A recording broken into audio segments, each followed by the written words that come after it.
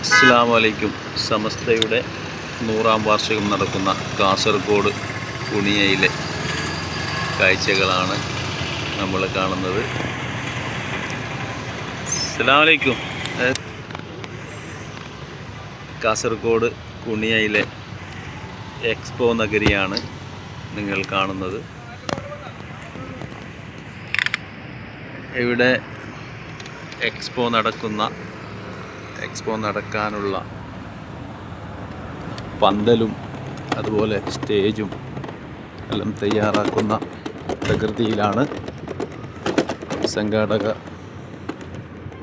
സമിതി ഇൻഷാ അല്ലാഹ് ഫെബ്രുവരി 1-ാം തീയതി മുതൽ എക്സ്പോ സ്റ്റാർട്ട് ചെയ്യുന്നതാണ്.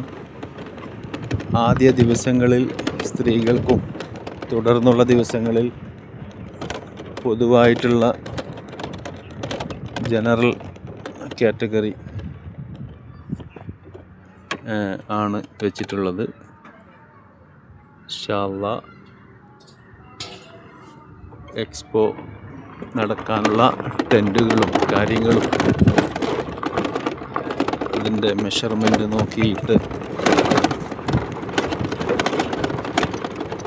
അളവൊക്കെ കറക്റ്റ് ചെയ്ത് ടെൻറ്റുകൾ ഉണ്ടാക്കുന്ന തിരക്കിലാണ് പന്തൽ പണിക്കാർ.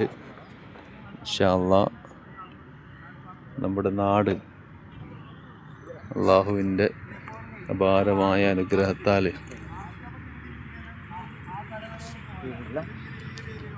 കുറച്ച് നാളത്തേക്ക് സന്തോഷത്തിൻ്റെ ദിവസങ്ങളാണ്. അപ്പോൾ എല്ലാവരെയും ഒരു നാട്ടുകാരൻ എന്ന നിലയിലും അല്ലാതെയും ഒരു സമസ്ത അനുഭാവി എന്ന നിലയിലും സ്വാഗതം ചെയ്യുകയാണ് കാസർഗോഡ് കുണിയയിലേക്ക്. ഇൻഷാ അല്ലാഹ്